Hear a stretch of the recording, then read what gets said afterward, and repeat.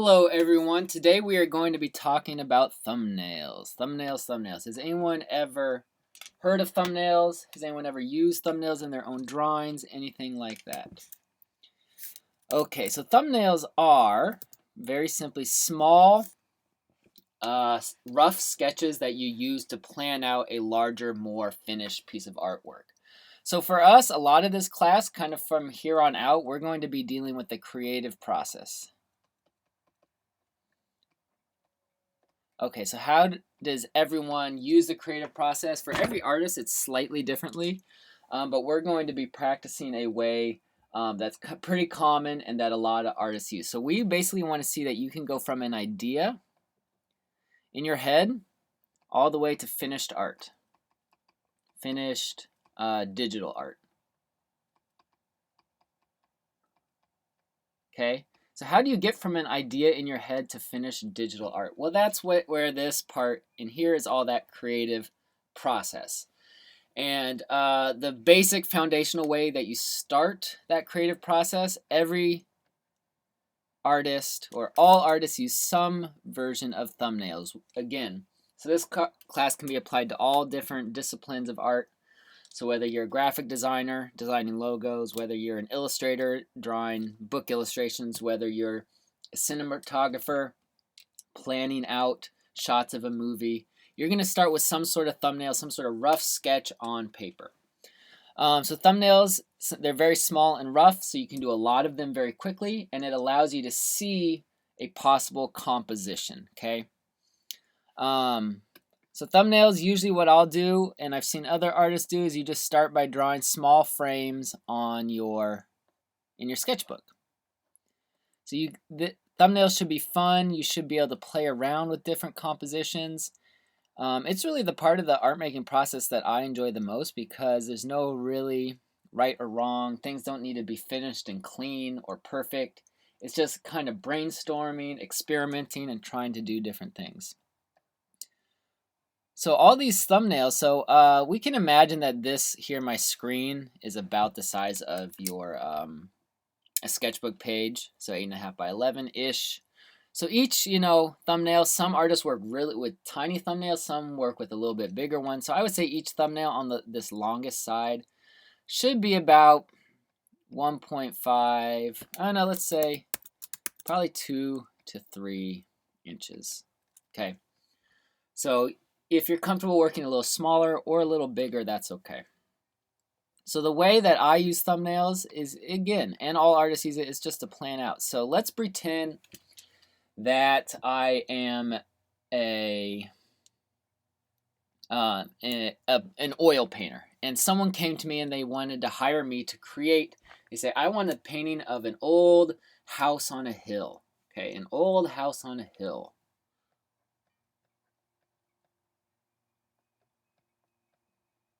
Old house on a hill. So how am I going to paint that or create that?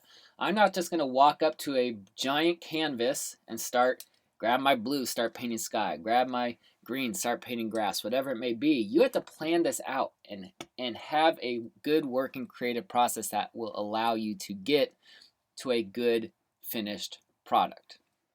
Okay, so old house on a hill. So I would just kind of take that prompt and start sketching. We got a hill. So notice how sketchy my lines are, and we got a house here. There's our old house. It's on a hill. Is this all we have? No, maybe we have some more hills in the background. That sun up in the sky, whatever it may be. Maybe we want some trees in here. Okay. So now there's one option. Okay, there's an option for a house on a hill. All right, what if we want the house to be bigger? So as you can see, this feels very different. This is a very small focal point here. This focal point is bigger. But not one is right or wrong. But as I do this, as I sketch out these rough versions, it allows me to kind of see what that composition will look like. It gives me an idea, even though I'm not seeing the final version of what this project may or may not look like. it gives me a very good idea, and you won't really know if a composition's working until you see it. So you can see it in a thumbnail sketch, and you can then be like, okay, I really like this composition, or maybe I really don't like this composition, whatever it may be.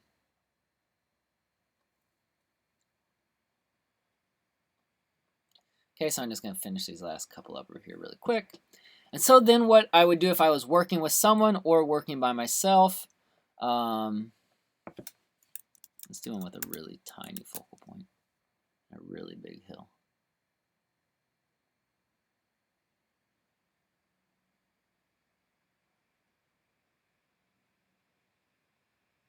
All right. So then let's say that same person that hired me to make this painting, I would then bring these thumbnail sketches to them and say, which one do you like? Do you like a smaller focal point like these ones? Do you like kind of a centered focal point like here? And we would discuss. Maybe I would make some changes, but ultimately he'd be like, okay, I really like this one here with that giant hill.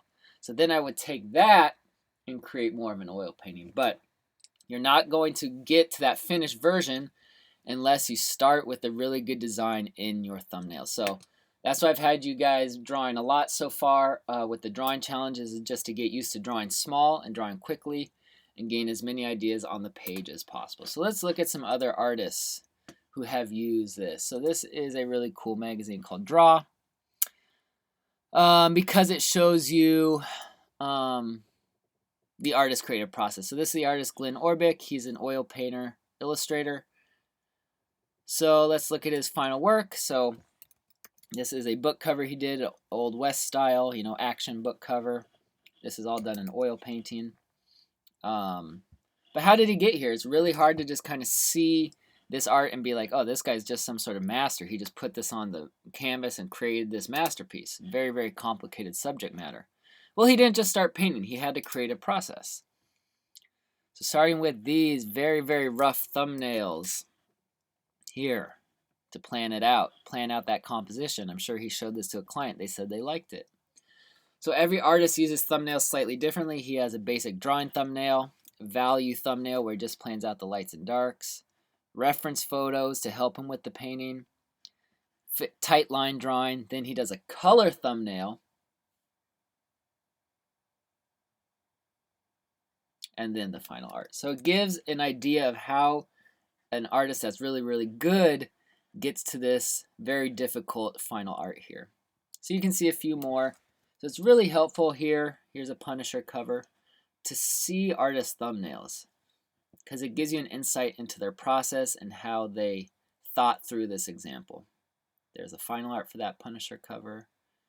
Here's like a noir spy thriller illustrated cover, thumbnail, reference photo, line drawing, adjusted composition, final art.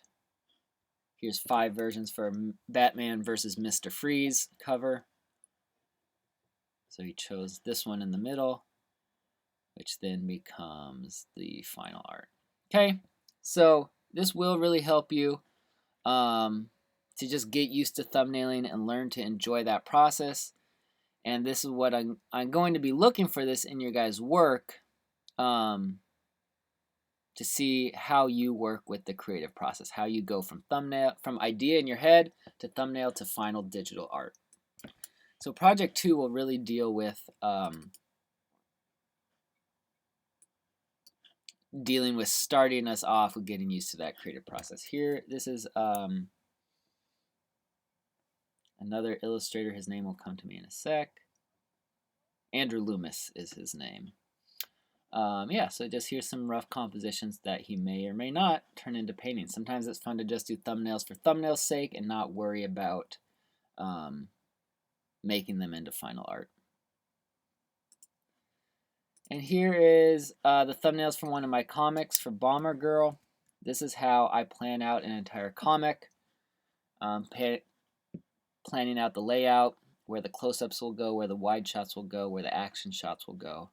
And then I use this to create my finished comic.